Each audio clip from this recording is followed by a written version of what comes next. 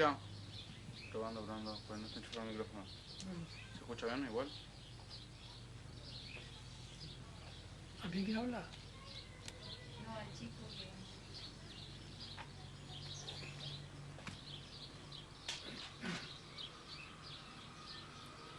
Hoy es el día 10 de septiembre del 2001. Estamos en la casa del entrevistado, Jacobo Lanfield. Los entrevistadores son Hernán Reglis y Alejandro Milliner y el filmador Darío Krimer. Bienvenido, a mi casa.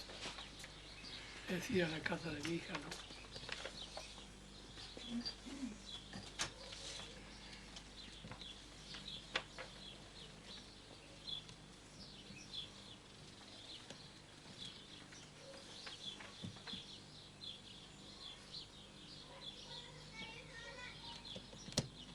Uy, pará, ¿qué hicimos?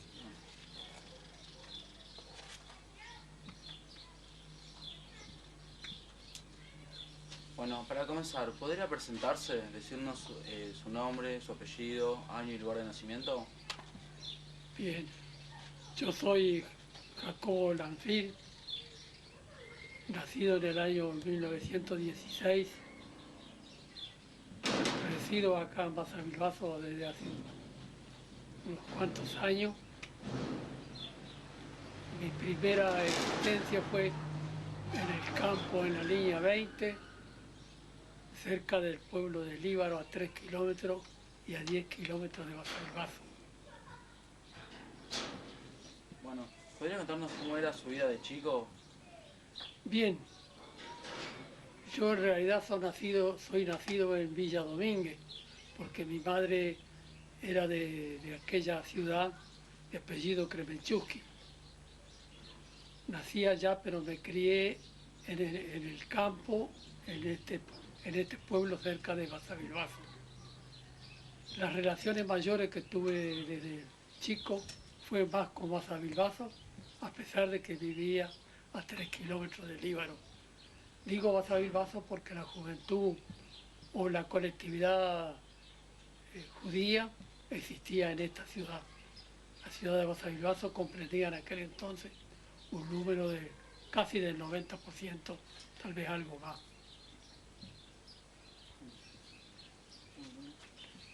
Bueno, ¿podría contarnos qué hacían en sus tiempos libres? ¿Cómo era el tema de la educación? Bueno, la educación fue primaria, fue dentro de la colonia, a 3 kilómetros de la casa donde residíamos. Ahí concurríamos la mayor parte de la colonia, que era casi toda judía. No que casi toda, sino toda judía. Se concurría, se asistía por la mañana, por ejemplo, a la escuela castellana y de tarde a la escuela hebrea, o viceversa.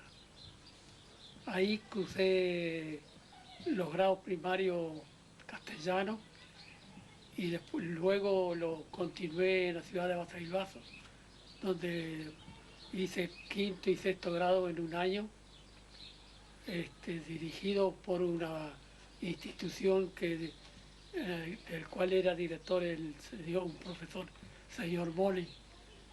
Con él hice quinto y sexto grado, rindiendo los exámenes en Concepción del Uruguay y ingresando a primer año nacional, donde cursé el Colegio Nacional, el histórico Colegio Nacional de Concepción del Uruguay, el bachillerato. En la escuela del campo no existía en aquel entonces más que de segundo hasta cuarto grado. Así que la muchachada o la juventud o los chicos que querían continuar deberían irse a una ciudad. La más cercana era Basavilbaso, porque los pueblos más chiquitos y más cercanos no tenían escuela hebrea. Y en aquel entonces el estudio del hebreo era primordial más que casi que el castellano. ¿Por La qué? ¿Cómo? No, siga. La gente que vino de Europa, nuestros padres, inmigrantes de Polonia, de Rusia, donde hubo persecuciones, que llegó a esta tierra, acá en este suelo, nos recibieron como verdaderamente se debe recibir al ser humano, con dignidad, con libertad, con, con cierta democracia, a pesar de que había actos, algunos inhumanos, pero muy pocos. El trabajo de, hablando ya de nuestros padres, yo nací acá en la Argentina, ¿no? Mi padre tenía 7 años cuando llegó a la Argentina. Nosotros, el trabajo era completamente rudo. La Yevich Colonización Asociación, que ustedes han de conocer, nos dio 130 hectáreas. Eso fue el campo que era de mi abuelo y era al mismo tiempo de mi padre. Trabajaban en aquel entonces, el trabajo en aquel entonces era absolutamente, casi si se quiere decir, brutal. La tierra era inhóspita, casi mayor parte monte, caminos no existían, así que todo se hacía a fuerza de pulmón. Esa gente que vino hablando de los antepasados, aunque yo también ya soy un antepasado, porque tengo los 85 años cumplidos, hablando de aquella gente que vino, los pioneros, esa gente verdaderamente se sacrificó para poder existir. No conocían lo que es la labor del campo, no conocían lo que significaba un buey o atar en aquel entonces una mancera, que eran los arados que se llevaba a mano. Luego se adelantó un poco en el trabajo y se trabajó con los arados simples, que ya tenían caballos, con los arados dobles. Los trabajos eran brutales y el pan para conseguirlo era duro. Pues primeramente la gente que vino no dominaba el idioma, no sabía tampoco, no conocía tampoco bien el trabajo, pero a medida que fue pasando el tiempo se adaptaron. El criollo que los acompañó al judío acá en nuestra zona supo ser casi un amigo, le enseñó muchas cosas, lo encaminó con el trabajo, con el saber arar, con saber sembrar, con todo eso. Hubo casos bravos, ¿no?, de que cierta gente que eran de la zona, que tuvieron problemas con algunos, pero la mayor parte del criollaje, de los hombres de campo, de los que no eran judíos, eran muy amigos se hicieron muy amigos del judío. Y el judío, especialmente el más joven, aprendió mucho de ellos, tanto en cabalgar, tanto en divertirse en carreras cuadreras y así en general. Bueno, ¿podría comentarnos por qué era tan importante el hebreo? ¿Por qué es que usted dijo que el hebreo era lo primordial? Lo hebreo era lo primordial porque la mayor parte de nuestros padres, primeramente, no conocían el idioma nacional, y segundo, que eran mucho más religiosos, mucho más, sí, digo bien religiosos, que los que se puede decir actualmente, ¿no? De aquel entonces a la fecha, hablando ya medio contemporáneamente, ha cambiado mucho. Hoy día la colectividad no es ni la cuarta parte de lo que fueron los antiguos. Primero por la religión, segundo porque, bueno, el idioma los llevaba. Además,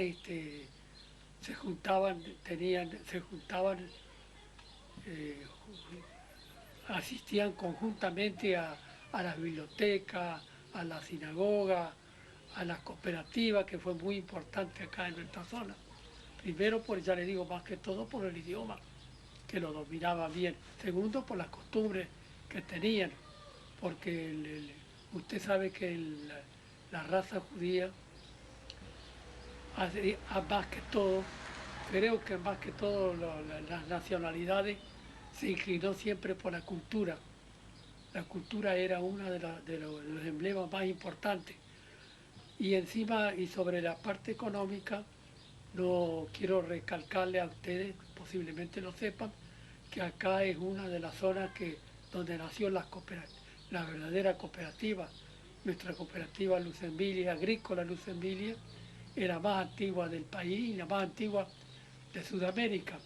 Hace poquitos meses se celebró los 100 años de su antigüedad. Y ahí se juntaban la mayor parte. Ahí fundaron ellos, los judíos, los paisanos nuestros, fundaron la cooperativa. La fundaron con un sistema, con un miramiento de defender la economía, porque si bien existía el comercio no era del todo, no era paisano tampoco, y se llevaba la mercadería durante el año, se sacaba durante el año, cuando finalizaba el año y el colono por lo general cosechaba, le hacían el cuento al tío en muchos casos, ¿no? Entonces de ellos mismos, gente muy preparada, especialmente la gente de Domínguez, que fue la gente más culta que vino acá a la provincia de Entre Ríos, tengo entendido. Esa gente allá existió, no sé si ustedes van sabiendo, allá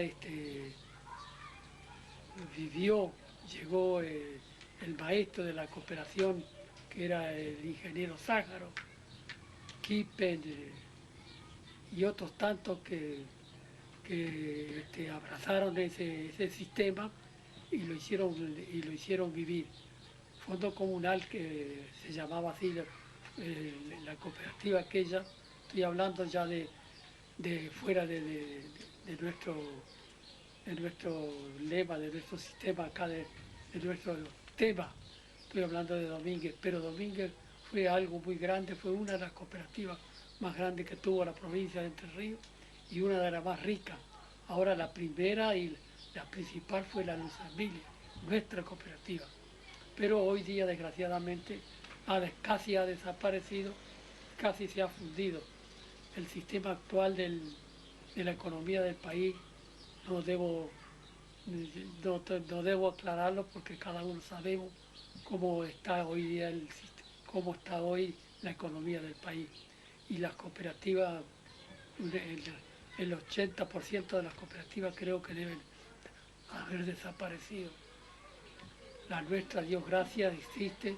Hay gente jóvenes que se han dispuesto a trabajar en forma y se han adaptado al ambiente que debe existir, al ambiente que debe existir hoy día, porque el verdadero cooperativismo casi no existe, porque la cooperativa era una cosa en aquel entonces, era uno para todos y todos para uno, y hoy día el que tiene más y el que tiene dinero en efectivo es el que goza más. Sin embargo, el sistema cooperativo es para el rico como para el pobre, para el que compra por 1.000 pesos como para el que compra por 10 pesos. Esa es la parte de la cooperativa. Ahora el sistema de trabajo del colono fue muy brutal. Verdaderamente, como les vuelvo a repetir, no conocían el sistema del trabajo y sabían, y encima tenían que ganar el peso primero con la lechería, ordeñando. Mi mismo padre, mientras yo era estudiante en Concepción del Uruguay, a pesar de que también trabajé en el campo varios años, ordeñaba por la mañana una cantidad de animales, hacía el de crema o queso, luego ataba el arao, traía caballo, ataba el arao y trabajaba todo el día. Así que en realidad trabajaban inmensamente. Eran una gente que mereció ser reconocido como personas que hicieron por la tierra, que hicieron por esa patria que tenemos hoy día un poquito débil, pero que nos dio mucho, nos dio bastante. Usted nombró antes algo de actos inhumanos que dijo que pasaron alguna vez. ¿Cómo? usted había nombrado algo de actos inhumanos. Y antes cuando entrevistamos al señor Gregorio, nos dijo que no que más que no dejar así continuar enseñando el idioma hebreo en la escuela, no había pasado más que eso. No sé, algún acto inhumano que usted recuerde o algo que, no sé. ¿Que no dejaban hablar en la escuela? Claro, él dijo que no dejaban seguir continuando enseñando el idioma hebreo en la escuela. ¿Y quién es el que no dejaba? Él dijo que la escuela pasó de manos de la Jewish, o de la colonia mejor dicho, pasó a manos del gobierno. No, yo tengo entendido, yo por lo que yo sé, por lo que yo he leído y he estado, no recuerdo que haya pasado eso. Yo mismo estudié acá en Basavilbaso y llegué hasta en aquel entonces séptimo grado de hebreo. Hablaba el hebreo como sé hablar el yiddish y sé hablar el castellano.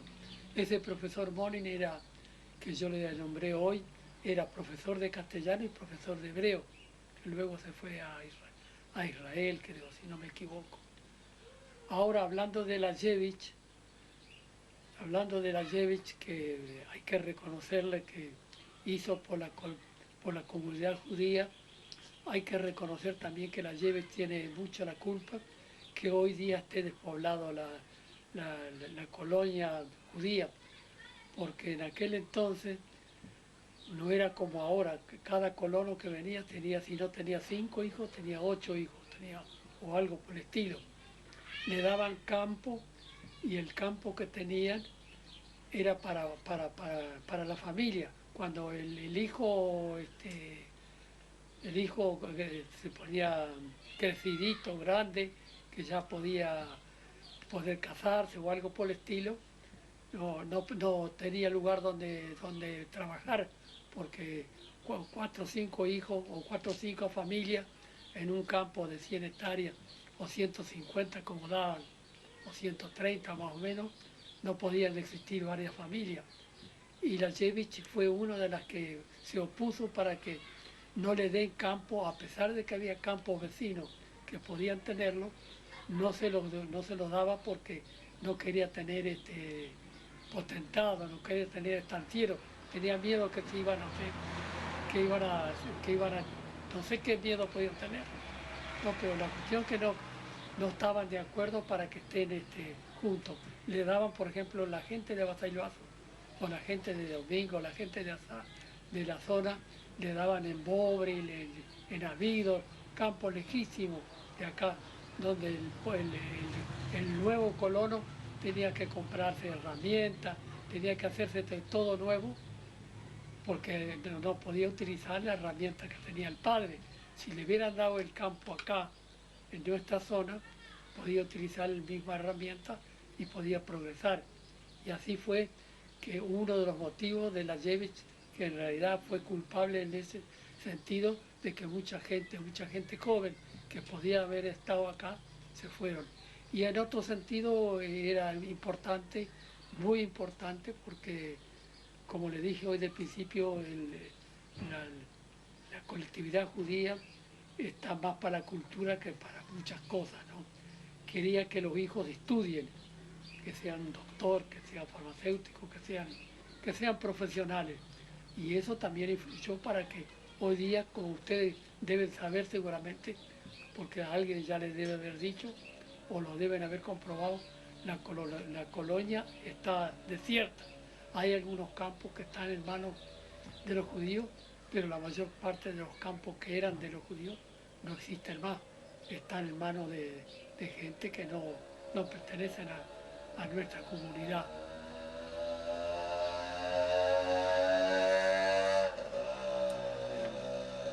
Esa fue la parte de la Yevich, ¿no?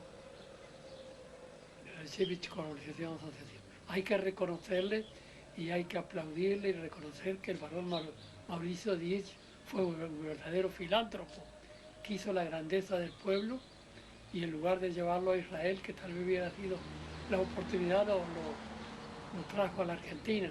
La Argentina, ya le digo, del principio fue grande. Y hoy día tenemos nuestra colectividad en las ciudades. Ustedes sabrán mejor que todo porque calculo que ustedes son de la capital. Y allá existe la mayor parte de la raza de nuestra comunidad. No sé si están en estado, si están bien, si económicamente viven bien o no, pero creo que no tienen no existe en estos momentos en muchos puntos de nuestro país la honestidad, la- el sistema de trabajo honrado, que exista la verdad sobre todas las cosas. Eso creo que medio se borró un poco. Volviendo un poco al tema de la Jewish, su padre le comentó qué es lo que ellos encontraron cuando llegaron al país? O sea, qué es lo que la Jewish les había hecho, les había dado? Bueno, cuando ellos vinieron al país, lo que encontraron eran montes y tierra árida. La Yevich les hizo unos edificios, unas piezas, unas casas, ¿no? Donde podían vivir la familia y era gratuito, tengo entendido, ¿no? Eso es lo que hizo la Yevich. La Yevich ayudó mucho a que se siga existiendo eso, pero yo, a mi manera de ver, procedió mal en el asunto ese de no permitir de que los hijos de los colonos, los hijos, se habitúen, vivan junto a ellos, consigan los campos que a veces existían de vecinos que podían tener ellos.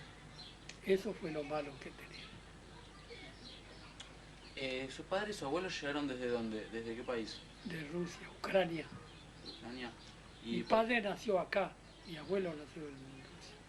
Ah, ¿y por qué motivos su abuelo se fue de Ucrania y vino para acá, para Argentina? Bueno, eso era una cosa, ya existió desde muchos años, la persecución, la época del zarismo, que los judíos tenían la culpa de todo, y bueno, el que podía emigrar, ir a otro país, además que seguramente que le habrían dibujado que en la Argentina se juntaba la plata con la pala, ¿no? O algo por el estilo. De verdad que acá en la Argentina se sintieron muy cómodos y se sintieron bien en el sentido de que tenían libertad. Acá podían juntarse, acá podían hablar el idioma, podían asistir a sus fiestas, hacer sus casamientos. Y allá era otra cosa. Allá era la persecución, era el fascismo, ¿no? El antisemitismo.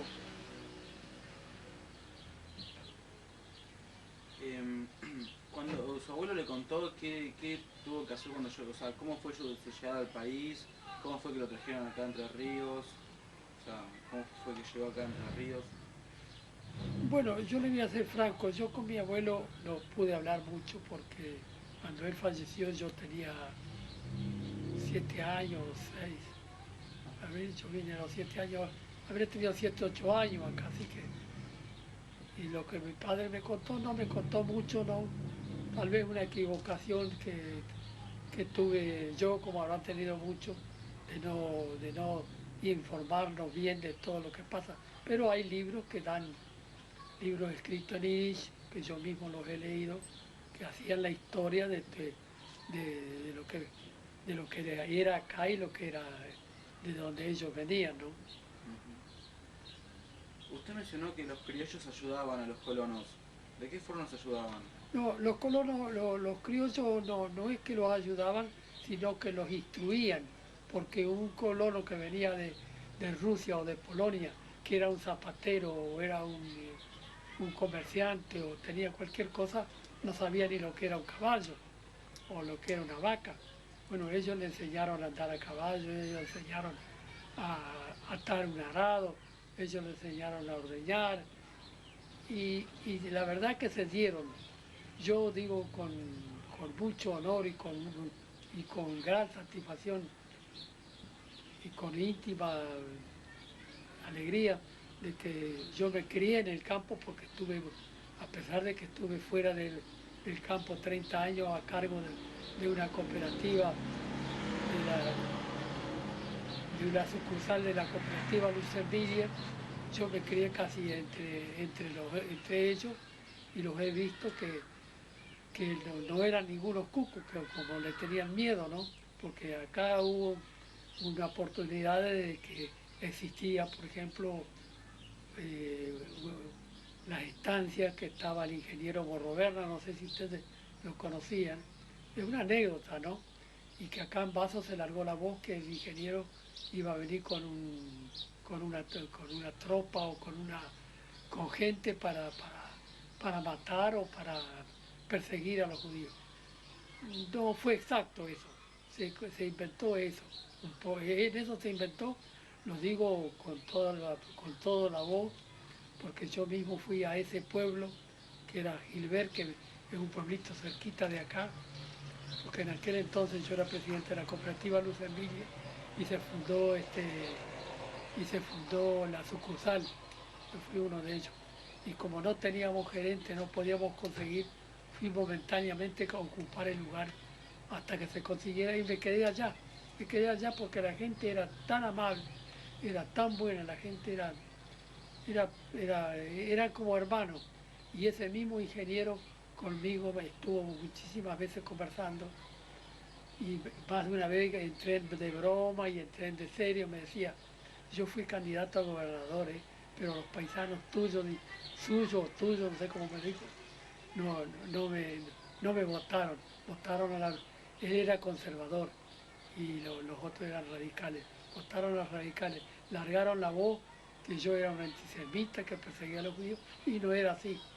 Allá en aquel entonces había una señora, la hermana de él, no sé si corresponde que lo diga o no lo diga acá, pero creo que se puede nombrarlo, ¿no? Era una señora muy rica, estanciera. Ella fundó el asilo, fundó una iglesia, fundó un salón de reuniones y fue íntimo de los paisanos nuestros. En mi casa sabía venir cuando iba, ella vendía rifas para hacer las construcciones, pero la verdad que la plata la ponía ella porque ella era la estanciera que tenía. Sabía venir de mañana temprano al pueblo y traía en el auto un montón de botellas de leche y repartía entre los pobres. Bueno, yo le estoy hablando de la gente que no era judía, ¿no? Por eso le digo que conocía a la gente que no era judía, pero que gente era muy buena, muy allegada y muy íntimo.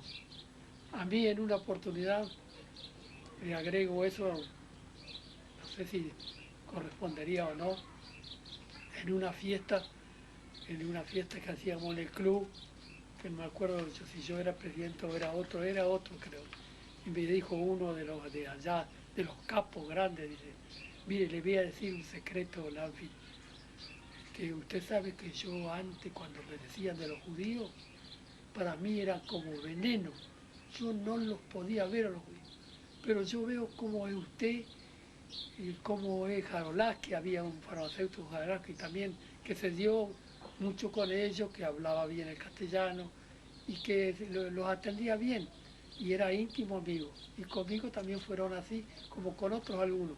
Por eso quiero decirle que la gente que de acá del país, no sé si en todas las regiones, pero calculo que en todos lados se daban bastante con los paisanos. Habrá habido algunos que eran antisemitas o que no los querían o que para ellos decían que el judío era usurero. Tenía que ser casi usurero, porque para ganar un peso era difícil en aquel entonces. Y más gente que no sabía trabajar, gente que no sabía el idioma. Entonces para ellos era difícil hacer todo bien, todo en orden, como lo hacían ellos. Eran gente ignorante. Yo en el campo me crié entre los peones muchos años. Ellos no sabían ni leer ni escribir, pero tenían un corazón de oro. Eran capaces de hacer un sacrificio por la persona que se merecía, por supuesto, ¿no? Bueno, no quiero más callar más. No sé si alguna cosa quieren preguntar, pregunten nomás. Sí. ¿Cómo? Que a mí medio se me secó un poco el cerebro, antes tenía mucho más facilidad para decir las cosas. Ahora me es medio difícil, bueno, sabrán disculparme ustedes. ¿Cómo surgió la cooperativa? ¿Cómo se surgió? sí, cómo Bueno, se les ocurrió? ¿De dónde sacaron la idea? Bueno, la idea que tuvieron era, como le dije del principio, ellos cultivaban el campo y acá existía la costumbre, parece en aquel entonces, que se sacaba la mercadería para vivir durante todo el año, ¿no? Y cuando terminaba el año y se cosechaba, iban y pagaban al comerciante. Comerciantes, algunos eran, ¿no? La mayor parte era honesta, pero siempre había algunos que se podía meter la pata, la metía, entonces le cobraba de más, le agregaba la cuenta. Entonces, entre ellos, gente culta, porque hay que reconocer, vuelvo a repetir, que el judío es un hombre culto y un hombre de pensamiento, se juntaron entre 17 creo que eran, y fundaron un almacén. El almacén era para conseguir la mercadería de comer, la mercadería de utilizar para la ferretería, por ejemplo, un arado, un repuesto, todo eso, las bolsas cuando tenían que trillar, lo compraban directamente, entonces les salía más barato, porque así con el intermediario era siempre más difícil conseguir económicamente la mercadería. Y así se fundó. Se fundó casualmente bueno, yo no sé si fue exacto así o no, pero según tengo entendido, se lo fundó en la colonia número 1, no sé si ustedes estuvieron, en la Chile allá, se hizo allá, estuvo un maestro yiddish, el señor Brarlaski, que era un hombre muy culto, y allá hicieron el tipo de constitución, llamémosle así, ¿no? Y así se hizo.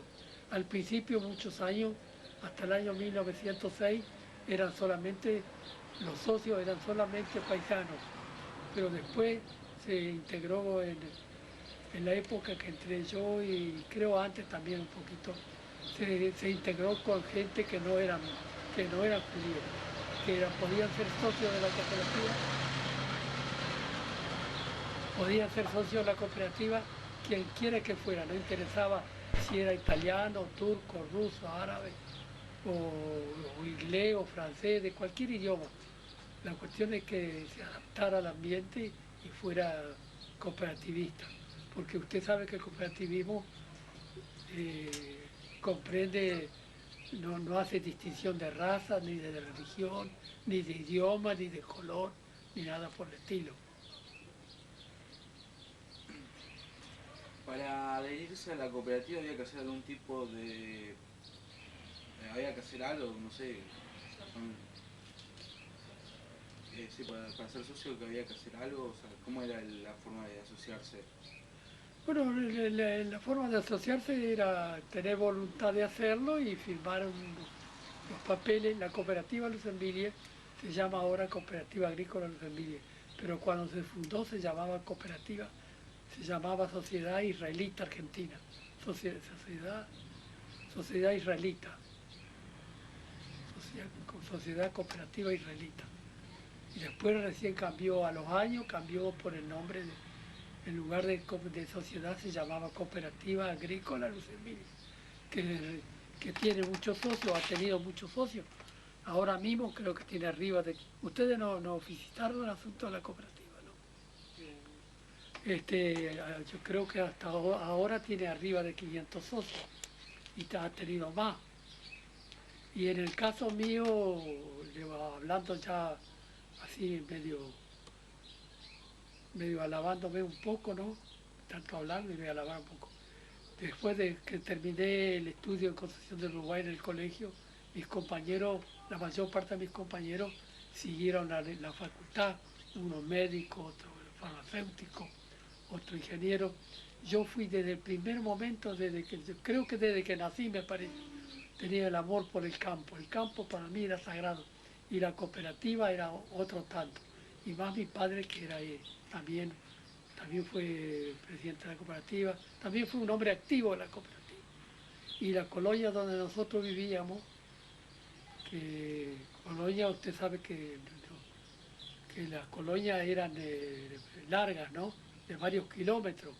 La mayor parte eran cooperativistas. Era una de las colonias que más afecta era la cooperativa. Tal es así, cuando llegaba la época de las asambleas se hacían listas y se hacía de todo y se buscaba quién sí, quién no, y se divertían, ¿no? Haciéndole creer a uno que va a ser candidato y que sabían que no podía ser porque no tenían. Pero la cuestión que se hicieron, la cuestión que progresaron y usted vio que el judío, el paisano, está a la par de cualquier individuo de la nación. Teníamos entre nosotros, acá Basavilbaso no se distinguió, vamos a hablar con claridad, con sinceridad, no se distinguió por gente de mucho arraigue, arraigue sí, pero de mucha capacidad, de mucho poder hablar, de poder hacer. Fue más que todo la cultura, la mayor parte de la civilización, civilización podríamos decir, o gente civilizada que venía de Rusia o de Ucrania o de Polonia, fue a parar a Domínguez. Domínguez fue algo grandioso, tenía enormemente, tuvo 5 o 6 sucursales y así se hizo grande. Claro, desgraciadamente con ese tiempo, con esa economía que tuvimos, que tenemos en el país, que no tuvimos, nos fuimos abajo y casi se fundió. Creo que se fundió. Y hablando de lo que yo le decía de mí, que me pierdo de a rato porque la memoria ya no me funciona como años atrás, que le tenía mucha facilidad. Para mí el campo era una cosa sagrada y la cooperativa era otro tanto. Y como la gente de nuestras colonias, como mi familia, como mi padre especialmente, eran íntegros de eso, me integré desde ser joven, tal es así que a los 29 años entré a ser de la tercera generación presidente de la cooperativa, que eran puros paisanos, ¿no? Y que había que tener un poco de pasta para poder andar. ¿Qué requisitos tenía que tener para poder ser presidente de la cooperativa? O Y sea, ¿cómo se elegía el presidente? Mire, bueno, como se elegía creo que, bueno, de principio no sé bien, pero creo que se elegía los miembros de la comisión, se elegía varios miembros de la comisión y luego en una reunión de la comisión directiva se elegía ahí, y ahí se sacaba el presidente, el secretario, el tesorero, de ahí se sacaba, no se elegía directamente. Yo estuve en Gilbert, por ejemplo, y fui presidente del centro del Club Social y Cultural de allá, y allá se elegía, bueno, era un club, ¿no? Era un club, pero era de todos los potentados, puros estancieros, pura gente de bien. No sé como paisano, cómo me recibieron allá, siendo paisano, ¿no? Porque a los 2 años fui presidente de allá. Y para que Gilbert, que era pueblo muy católico y bastante semita, que entre un judío era algo raro. Pero la verdad que a Dios gracias, mis muchos amigos y mis grandes amigos, y no digo mejores porque entre los paisanos hay muy buena gente, fueron gente de allá, que entre paréntesis desgraciadamente ya desaparecieron. El único que no sé por qué todavía existe soy yo. Quería decirle de que en esa forma se elegía, bueno, allá se elegía en la reunión de la gente que venía, se hacía la lista y se elegía directamente, no como lo hacían, como lo hacen hoy día, que se elige la comisión de 4, 5, 8, 10 según entre, y de ahí se sacan los miembros de la comisión, el ejecutivo mejor dicho. ¿Y hay algunas otras instituciones en el pueblo, en Basavilbaso, a participó? Yo participé en el centro jubilado, fui presidente del centro jubilado varios años. Desde que vine de Quilvea hace 20 años, fui 10 años secretario con un hombre extraordinario que entre paréntesis falleció ya. Un tal Pitura, un hombre muy bueno, muy capaz. Y después y estoy todavía en la comisión, a pesar de que no veo, todavía no me quieren largar, pero ya me van a largar o me voy a largar yo solo, ¿no? Además fui presidente de la AMIA 9 años y últimamente fui vicepresidente, pero ahora ya estoy descartado, ya no, ya no marcho más. ¿Y cómo es que llegó a ser presidente de la AMIA? ¿Cómo qué? ¿Cómo llegó a ser presidente de la AMIA?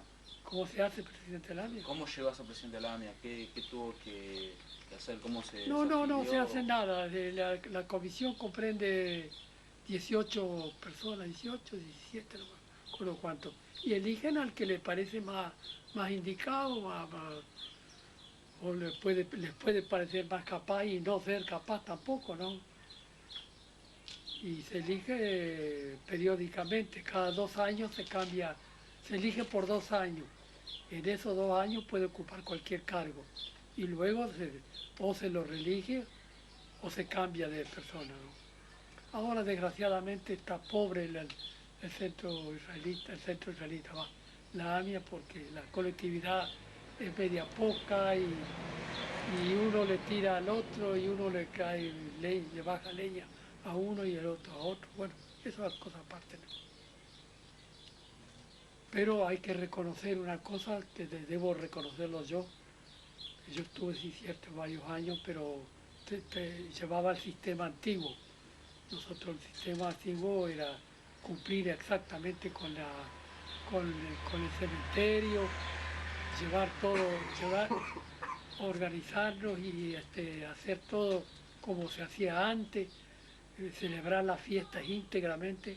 Ahora esta muchachada joven, que son muy capaces, siguen siguen eso y han hecho mucho, porque el cementerio, no sé si ustedes tuvieron, está que un lujo, está que invita para que se vaya uno para allá. Y después el centro israelita está bien organizado, la SHIL se la modificó, la biblioteca se hizo, así que esta gente que está ahora en realidad hace mucho. No tienen este don o esta manera de ser de los antiguos, de ser íntegros como eran antes. Ahora acá hay muchas parejas vistas y bueno, y así va marchando. Ahora, volviendo un poco más a su vida de niño, que en sus tiempos libres, ¿qué hacía? Yo, Sí. bueno, yo en los tiempos libres cuando estudiaba en el colegio, cuando venía las vacaciones le ayudaba muchísimo a mi padre porque en aquel entonces también eso hay que decirlo. La manera de trabajar el campo era muy rústico, muy duro. Para trillar, por ejemplo, cuando ya estaba la cosecha, había que conseguir la máquina. Bueno, cada uno tenía a veces la espigadora, no sé si usted sabe lo que significa. Ese era cortarlo y amontonar, por ejemplo, el lino en un montón, en un montoncito. Cortar el trigo y hacer montones. Luego hacer unas parvas. Por ejemplo, el trigo se hacía una parva de 20 metros yo le digo más o menos los metros, 20 metros de largo por 10 o 15 de alto, que mi padre sabía hacerlo, con la ayuda de los peones, ¿no? Porque ahí se llevaba 2 o 3 peones que cargaban el cereal del campo al carro y del carro a la parva, se llamaba parva. Y ahí, por ejemplo, cuando se terminaba eso, al mes, a veces a los 2 meses, a veces antes, venía la trilladora, una máquina que venía, la trilladora comprendía la máquina que trillaba el cereal, ¿no? Que tenía un motor con una correa y andaba, se le hacía andar con la paja de la cosecha más el agua. Luego de eso, después de varios años, apareció la cosechadora. Ustedes saben lo que es la cosechadora, me supongo, o lo habrán visto. Y si no la vieron, tienen que verla. La cosechadora relevó todo eso. En lugar de cortarlo al cereal, al trigo, al lino, a la avena, de cortarlo y amontonarlo y emparvarlo, lo cortaba directamente, lo trillaba, entraba y lo cortaba y lo trillaba. Entonces ya aliviaba muchísimo al colono. Iba directamente a la bolsa y de la bolsa iba al carro y del carro iba a la cooperativa. Por lo general los colonos iriches, casi todos los socios llevaban a la cooperativa el cereal. Algunos llevaban al comerciante. El comerciante era distinto ya. Ahora está mucho más moderno, ahora los que trillan de casualidad no tienen un televisor adentro de la máquina, del motor. Antes se trillaba con caballos y con bueyes y era un sacrificio tremendo. La cosecha demoraba 3 meses, 4 meses y ahora en 10 días trillan todo. Lástima que no vale y el tiempo no acompaña a veces. ¿Recuerda también cómo se festejaban las festividades judías? ¿Se iba al templo? Sí, cómo no, en todas las colonias había una shil. Por ejemplo, desde mi casa a la shil había más o menos 3 kilómetros. Los padres iban a pie, los Rosh Hashanah y Yom Kippur iban a pie hasta la shil, que era como 3 kilómetros, que era de 30 cuadras, digo. Tanto mi papá, mi mamá, mi papá. Y después a veces iban a la shil, especialmente cuando había yurtzat. Cuando había yurtzat se echaba una botella de agua con un poco de alcohol y celebraban el yurtzat. Ahora les digo la verdad, las cosas en la colonia que teníamos nosotros eran de todos paisanos, pero no eran de tan íntegros religiosos. Y cuando usted salió de la colonia para continuar sus estudios, ¿cómo o sea, estaba todo el tiempo en Vaso estudiando o volvía a la colonia? ¿Cómo hacía? No, cuando estaba estudiando en Bazo, quedaba de pensión en Bazo. Y estudié 2 años, 2 años, no, 1 año en Villamantero, porque yo del campo, dije 4º grado, no, pero del campo había 2º grado nomás.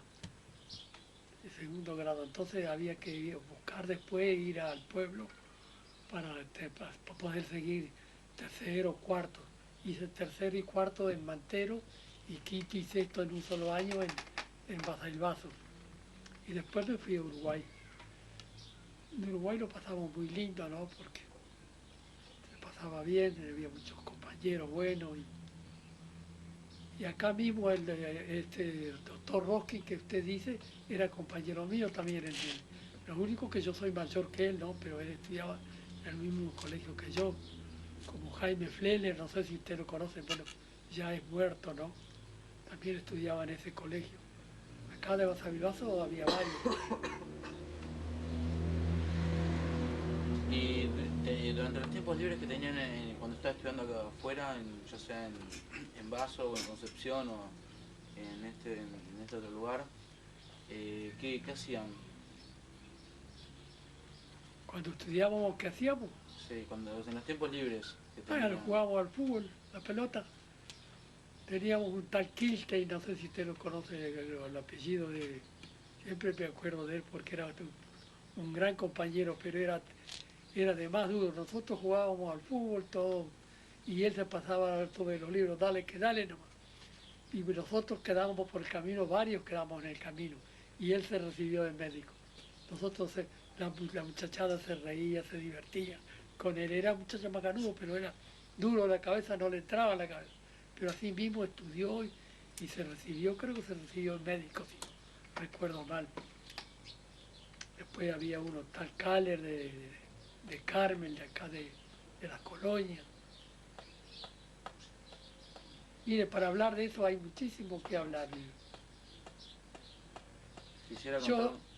Yo de verdad trabajé en el campo, trabajé desde que dejé el colegio, me fui, mi padre nunca me dijo nada, me dejó hacer la verdad, lo que más o menos quería.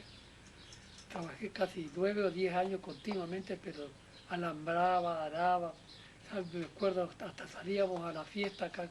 Yo tenía un amigo que desgraciadamente ya falleció. Los sábados y domingos íbamos a los bailes, a las fiestas con el sulky y veníamos de mañana. Yo sabía venir a veces a las 3 de la madrugada, a las 3, a las 2 de la madrugada y tomaba el mate o algo por el estilo y traía los caballos del tiempo invierno que partía la helada y ataba el arado para nada. Y después tiempo cosecha, usted sabe que tiempo cosecha con la máquina cosechadora nosotros trillábamos a veces afuera, fuera del campo nuestro porque la pobreza era bastante grande. Se, se- se trabajaba, por ejemplo, todo el día hasta las 11 de la noche, porque usted sabe que el verano es largo el día. Bueno, a las 3 de la madrugada ya me despertaba y ahí traía los caballos, había que engrasar la máquina, era un trabajo bárbaro, trabajo bien bruto. Por eso los padres pobres, nuestros padres querían que seamos algo más, médico o algo por el estilo. Hubo tal es así que hubo un pijo en los doctor también. ¿Su familia cómo estaba compuesta? Mi familia era mi madre, mi padre y una hermana. ¿Y su hermana también siguió estudiando? No, mi hermana no estudió, mi hermana estuvo siempre en el campo. El único que estudió fui yo, no. Bueno, no estudié porque no llegué a nada, llegué a secundario a saber leer y escribir y a Dios gracias me dio un poco de facilidad para poder escribir. Yo tengo hecho un libro de mi historia que entre paréntesis mi gente acá no lo encuentra, no sabe dónde está. Mi familia, yo le estoy diciendo de mi padre, ¿no? Ahora la familia propiamente mía es la hija esa que está por acá, que debe estar, que no la oigo. Y una hija que tengo en Buenos Aires, un tal Birkin, tal vez lo conocen, era secretario secretario ¿de qué era secretario? Bueno, no me acuerdo ¿de qué era, Che? ¿No te acordás, Manda? De energía y combustible, de la época que estaba, cuando subió la primera vez en el 95 Caballo lo nombró. Y ella, la hija mía, es psicóloga, la otra que está en Buenos Aires. Y tiene un hijo que ahora que hace poquitos días se recibió poquitos días no, poquitos meses, se recibió de ingeniero. Y el otro estudia, ¿qué estudia el otro? Yo no me acuerdo. ¿Eh? No me acuerdo lo que estudia. Pero sabe de inglés y todo. Se ha recorrido Europa, un muchacho que tiene, ¿cuánto tiene? 19 años. Se ha recorrido Europa, conoce todo, es fantástico el muchacho. Y después tengo 2 nietos que están ahora en Córdoba estudiando, hijos de esa señora que está acá. Una que se está por recibir ¿de qué se está por recibir? Comunicación social. Asistente social. ¿Cómo? Comunicación social. Comunicación social. Tiene que rendir una materia y hace 3 meses que no les ponen mesa. Cuando va o están de huelga los profesores, están de huelga los alumnos o algo por el estilo. Y el otro estudia turismo, muchacho que tiene una capacidad extraordinaria. Mire, de 2.500 alumnos que rindieron, entraron 150 y entró él en el número 14.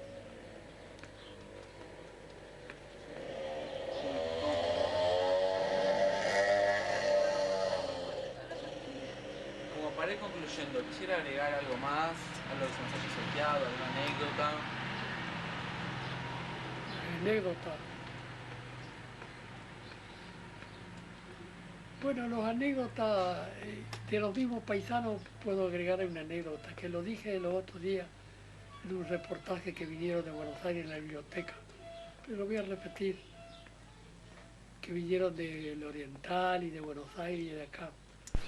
Y la gente que venía a la Chile, ya les digo, era paisano. Había uno que cuando venía sin gestores bailaba sobre la mesa. Era fantástico, pues. Pero ya están todos muertos.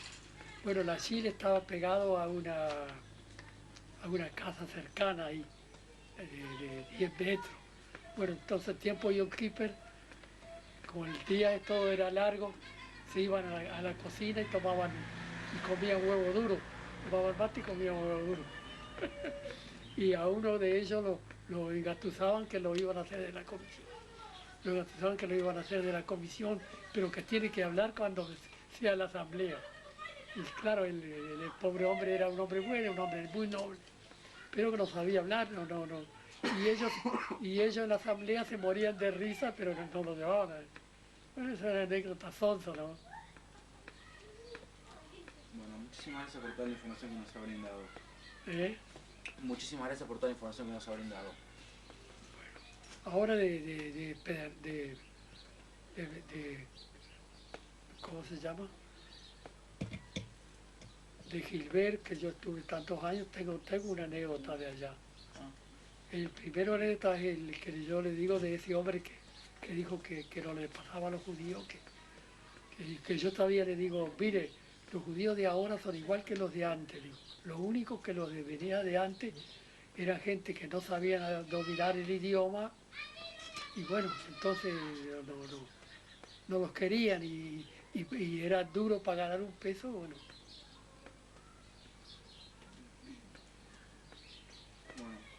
Bueno, ¿quiere agregar algo más? Si quiere que hable de allá de mi pago, yo, Gilbert, yo soy de la línea 20, del Líbano, que queda 3 kilómetros, pero pertenecía a Bazo. Pero mi pueblo querido era Gilbert. En Gilbert no había más que 3 judíos nomás. Y yo tuve 30 años, así que casi me crié entre los goyim. Y entre los goyim le puedo asegurar que cuando yo llegué a la presidencia,